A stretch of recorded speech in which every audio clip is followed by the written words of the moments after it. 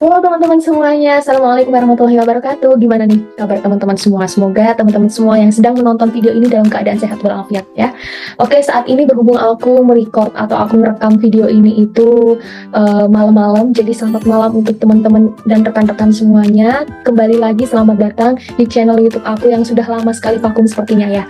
Ya karena lebih tepatnya di sini aku sedang lagi hektik-hektiknya, lagi padat-padatnya kuliah. Jadi dan kebetulan juga sedang tidak ada penugasan terkait yang pembuatan video di YouTube. Jadi juga ya mohon maaf sekali untuk sempat berhenti lama, tapi tenang saja teman-teman, gak perlu khawatir. Di sini aku akan kembali lagi untuk memberikan sebuah edukasi baru yang pastinya gak kalah menarik dan juga inspiratif untuk kalian tonton semua. Baik, di sini saya langsung saja untuk izin share screen terlebih dahulu. Baik, di sini sudah kelihatan ya teman-teman ya.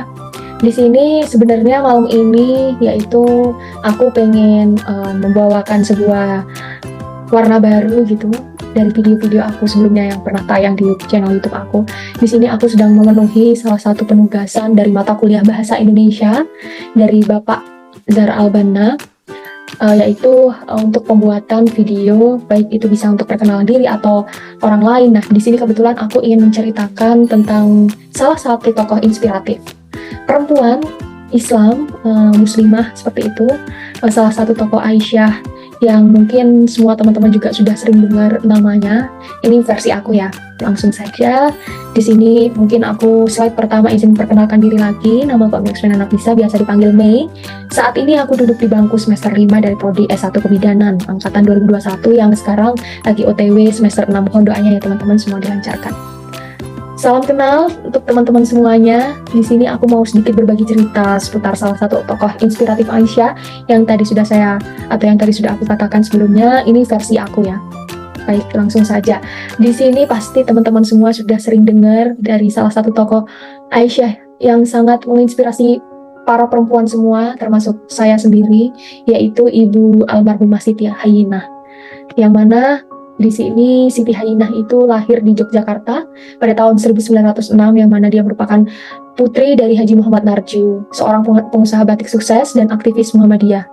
Ibu almarhumah Siti Hayyinah ini termasuk kader santri perempuan yang mendapat didikan langsung dari Kiai Haji Ahmad Dahlan dan istrinya yaitu Nyai Ahmad Dahlan. Selain mengenyam pendidikan formal di sekolah netral atau Neutral Mises School, Siti Hayyinah ini pernah masuk Holland Inlandske,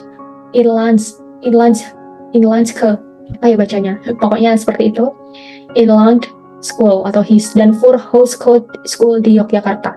Dari Voorhout School dia mendapat keterampilan masak, menjahit, dan keterampilan lain yang dibutuhkan dalam kehidupan rumah tangga. Dan setelah menempatkan pendidikan di Voorhout School, Siti Hayyinah hanya mendapat pendidikan agama secara non formal yang diperoleh dari ayahanda dan pengajian-pengajian yang diselenggarakan oleh istri dari Kiai Haji Ahmad Dahlan, yaitu Nyai Ahmad Dahlan.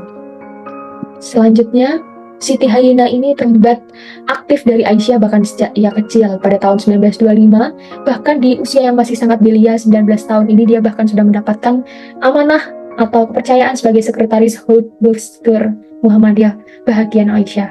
Dalam rapat besar tahunan Muhammadiyah tahun 1925 pun di Yogyakarta, Hayyinah ini mendapat amanah juga atau mendapat kepercayaan sebagai sekretaris mendampingi Nyai Ahmad Dahlan sebagai presiden Hut Bestur Muhammadiyah Bahagian Aisyah, yang pada saat itu beliau mendampingi Nyai Ahmad Dahlan menjadi sekretarisnya. Kemudian jabatan sebagai sekretaris ini jelas bukan jabatan yang bisa dipegang oleh sembarangan orang, teman-teman. Tanpa kecakapan yang khusus, wawasan yang luas, Siti Hayyinah ini jelas tidak akan mendapatkan sebuah amanah besar ini.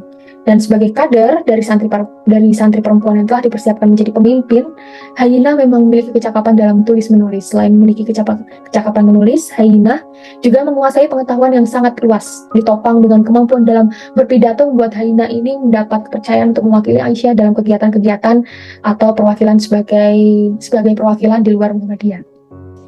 Menurut Hayyinah, persatuan itu merupakan alat untuk mencapai tujuan utama seperti kebahagiaan, kesejahteraan, dan juga kemakmuran. Dari jalan menghadirkan persatuan ditempuh melalui saling bergaul, berhubungan, bersosialisasi, memelihara persaudaraan, mendirikan perkumpulan, dan membicarakan hal ihwal yang perlu dilakukan bersama. Ia sangat menyambut baik usaha untuk mempersatukan perserikatan perempuan. Ini terbukti ketika salah satu putusan Kongres berhasil menyepakati untuk mendirikan Badan Pemufakatan Perikatan Perempuan Indonesia atau yang biasa disebut dengan singkatan PPI, teman-teman. Dalam usaha yang diajukan Aisyah kepada Kongres tercantum poin supaya PPI menjadi salah satu badan perhimpunan perkumpulan perempuan se-Hindia Timur pada saat itu. Dengan maksud antara lain menjadi perantara persatuan perkumpulan satu dengan yang lainnya. Peran Hainah pun tidak hanya berhenti sebatas sebagai panitia kongres saja teman-teman, tapi dia juga turut aktif dalam penerbitan surat kabar Perikatan Perempuan Indonesia atau PPI ini. Siti Hainah ini terpilih sebagai anggota redaksi surat kabar istri keluaran PPI. Selain Komite Pusat dan Panti Kerida Perempuan Pekalongan, Aisyah termasuk perkumpulan yang mengusulkan terbitnya surat kabar ini. Hainah merupakan seorang aktivis yang mengerti betul akan peran dan kedudukan perempuan dalam Islam. Emansipasi perempuan yang diusung oleh Kongres Perempuan pertama ini ketika duduk dalam kepanitiaan Kongres tidak serta-merta dipahami sebagai upaya menyamakan kedudukan kaum perempuan dengan kaum pria. Tetapi, baginya sekalipun kaum perempuan memiliki hak dan kedudukan setara dengan kaum pria, ia tidak melupakan kodratnya sebagai perempuan.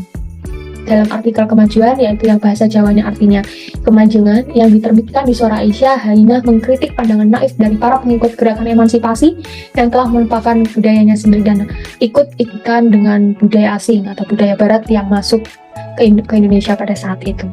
Hainah Mawardi adalah perempuan yang sangat mengerti dan menghargai bagaimana kreativitas dan amal.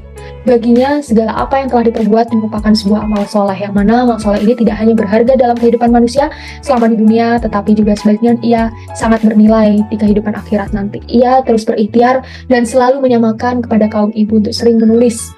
Dia sebagai pemimpin redaksi Suara Aisyah tidak jemu menyerukan himbauan kepada kaum perempuan atau kaum ibunda sekalian. Himbauan Hainah ini kepada kaum perempuan atau kaum ibu bisa dilacak dalam artikel-artikel yang teman-teman bisa searching yang dimuat di majalah Suara Aisyah seperti tulisannya yang berjudul Kewajiban Kita, Aisyah Menghadapi Kenyataan, dan masih banyak lagi. Ya, itu saja yang bisa saya ceritakan mengenai salah satu tokoh inspiratif, tokoh Aisyah kita, yaitu Ibunda Siti Hainah, yang semuanya bisa kita rasakan kebermanfaatannya, yang semua bisa kita ambil secara aplikatif, yang bisa kita terapkan di kehidupan nyata, bagaimana perbuatannya, bagaimana segala hal yang melekat dari Ibunda Siti Hainah ini yang akhirnya bisa membuat Aisyah di sini menjadi besar seperti itu. Di sini saya punya satu pantun, yaitu jalan ke lembah tidaklah rata, di ujung danau tumbuhlah melati. Mohon maaf atas segala kata, cerita ini semoga mengena di hati. Baik, itu saja yang bisa saya sampaikan. Sekian dan terima kasih. Semoga semua amal soleh seperti yang Ibunda Siti Hainah katakan, yang tidak hanya berharga di dunia tetapi juga bernilai di akhirat. Segala sesuatu yang telah dilakukan dahulu pada saat Ibunda memperjuangkan bagaimana kaum emansipasi perempuan, bagaimana segala kebermanfaatan beliau bisa kita aplikasikan, bisa kita terapkan, dan bisa menjadi inspirasi bagi kaum perempuan, bagi kita semua, dan juga bagi generasi Z yang saat ini budaya Barat sudah tidak lagi kita tidak tahu gitu, tidak lagi kita tidak ketahui, bahkan sekarang sudah sangat melekat di kehidupan kita. Bagaimana kita tidak lupa jati diri budaya kita sendiri itu siapa dan di manalah kita berdiri, seperti itu. Baik, itu saja yang dapat saya sampaikan. Saya pamit undur diri. Terima kasih. Wabillahi taufiq wal hidayah. Wassalamualaikum warahmatullahi wabarakatuh. Sampai bertemu di episode cerita-cerita yang selanjutnya.